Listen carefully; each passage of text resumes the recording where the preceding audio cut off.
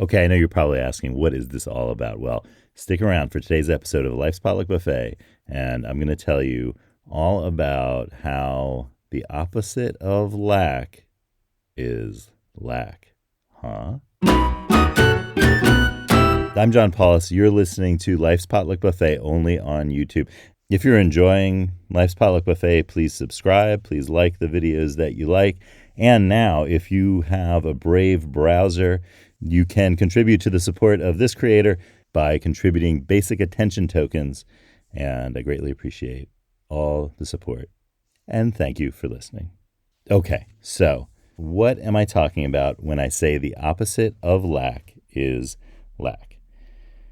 If you were listening in India, Pakistan, places like that, maybe Nepal, Bhutan, Bangladesh, maybe Sri Lanka, the Maldives, you already know what I'm talking about because you know what a lack is. And not just L-A-C-K lack, but what an L-A-K-H lack is. But for everybody else, I'm going to take you through a quick little history. This all started yesterday because I was talking about the Lake of Red number 3, which is banned in the United States.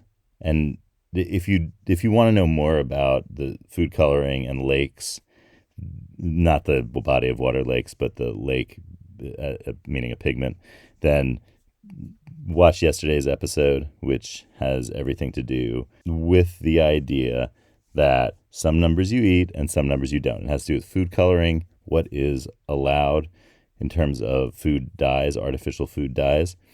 And there are lakes of these colors that are basically you precipitate the pigment by you basically use aluminum salts nowadays to create this I guess it's basically a solid from the dye. And a lot of lakes, and it's just spelled L-A-K-E-S, a lot of lakes are permitted for adding them to be added to food stuffs. Some lakes are not allowed. But the word lake ultimately comes from the same root as the word lacquer and also the word shellac. You're familiar with these terms? So the reason that a lacquer is called a lacquer is because it comes from the main source of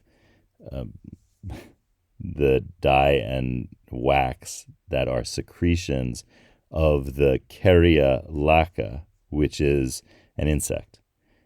And that insect produces lac, which is something like it's like a resinous substance that you can make into lacquer, shellac, etc.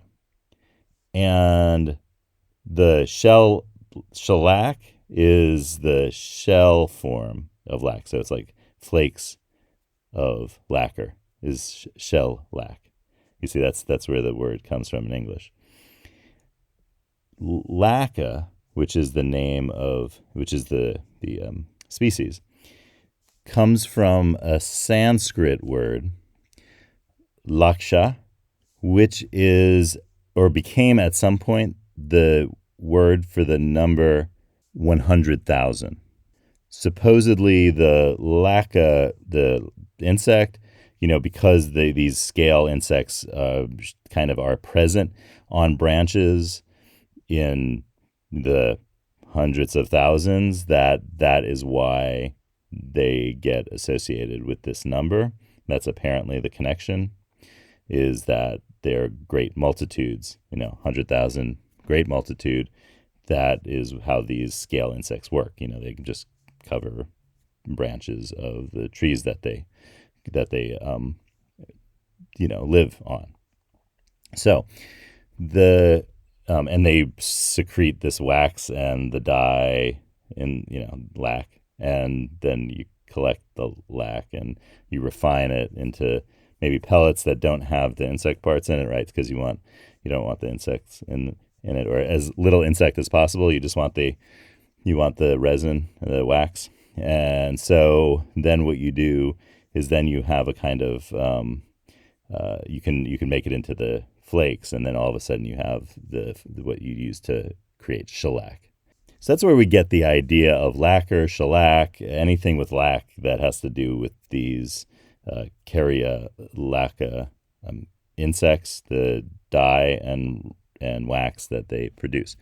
So that's where we get the word lake, because again, it is the precipitated parts of a chemical process where you add aluminum salts to basically create a solid.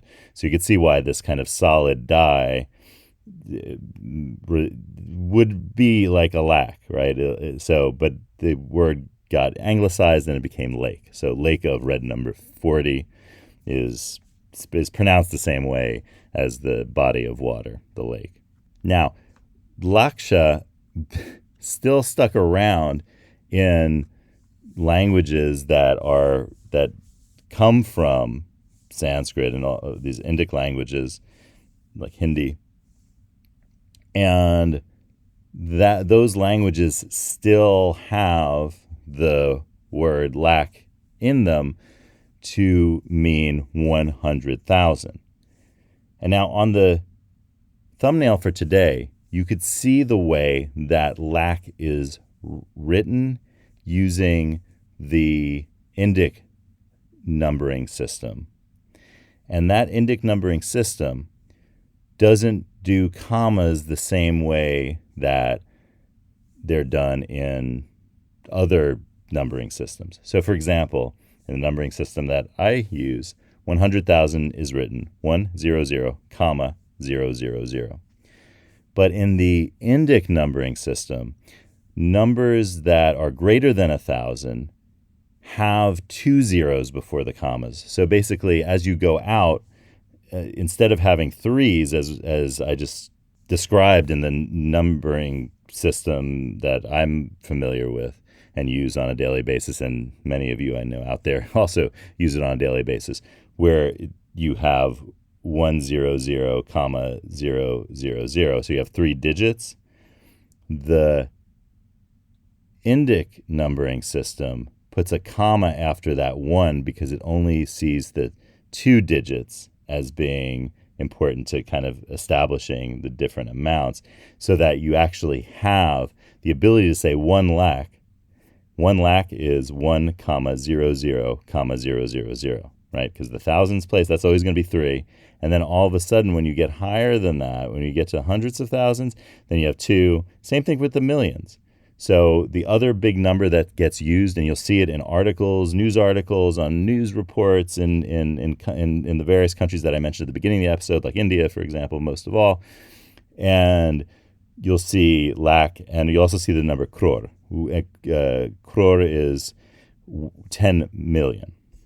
So 1 crore is, we would write it out as 10 million, but in the numbering system that I would use, 10 million is written out 10, comma 000, comma 000. So you have 8 digits, 7 of which are zeros. So in the Indic numbering system, it's 1, comma 00, comma 00, comma 000. So 2 zeros, 2 zeros, 3 zeros. That's the way it's done in that numbering system. So it's very different. And a lot of people out there don't realize that, because so many people around the world use the 100, comma 000, right? Where you just have 3 digits, and therefore it's always going to be a comma and then followed by 3 zeros. But in the Indic system, it's a comma followed by 2 zeros until you get to the final hundreds, right? A comma followed by what we call like hundreds. Then that's 3 zeros. So it's called a 2-2-3 system, because in every after you're done with the hundreds, every subsequent larger number is going to have the comma followed by 2 zeros and 2 digits there. Before I draw a card to see what we lack, and I don't know how I spelled that, so it could be what we have a lot of or a little of, it's time for a quick refresher. So if I said there was a number that was 1 lakh crore, what would that number be in English? What number would you have there? 1 lakh crore. Have you figured it out? 1 lakh crore is 1 trillion in English. So that means that you have 1 followed by 12 zeros. Because a lakh is 1 followed by 5 zeros, a crore is 1 followed by 7 zeros. And so you basically then have 1 followed by 12 zeros, which is a trillion. All right, so let's ask the cards about lakh.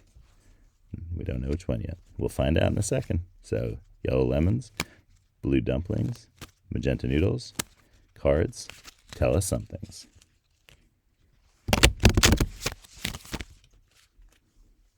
Ooh, one's sticking out.